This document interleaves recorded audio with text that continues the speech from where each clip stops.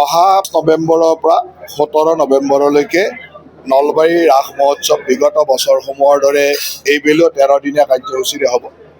আগতে যি ধৰণৰ কাৰ্যসূচীবিলাক হয় সেই একেই ব্যৱস্থাবিলাক থাকিব।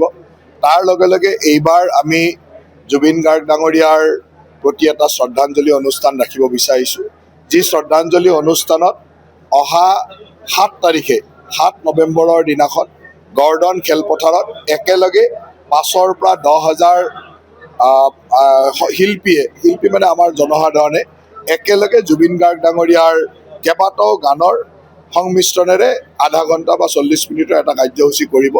ইতিমধ্যে আমাৰ নলবৰীয়া সন্তান দিগন্ত ভাৰতীয়ে ইয়াৰ ওপৰত গোটেই ব্যৱস্থাটো কৰি আছে। তেওঁক জুবিন গাৰ্গ ডাঙৰীয়াৰ কেইবাটাও গান একেলগ কৰি আধা ঘণ্টা 40 মিনিটৰ এটা কাৰ্যসূচী কৰিব। সেই কাৰ্যসূচীত 5,000 পৰা 8,000 লোকে একেলগে সংগীতৰ মাজেৰে জুবিন গাৰ্গ ডাঙৰীয়াক শ্ৰদ্ধাঞ্জলি জনাব আৰু তাৰ লগত আৰু কিছু সংযোজন থাকিব। এতিয়া আমাৰ এই প্ৰস্তুতিটো চলি আছে। এই প্ৰস্তুতিখিনি হোৱাৰ পিছতে মই কি ধৰণৰ কাৰ্যসূচী হ'ব আপোনালোকক জনাম।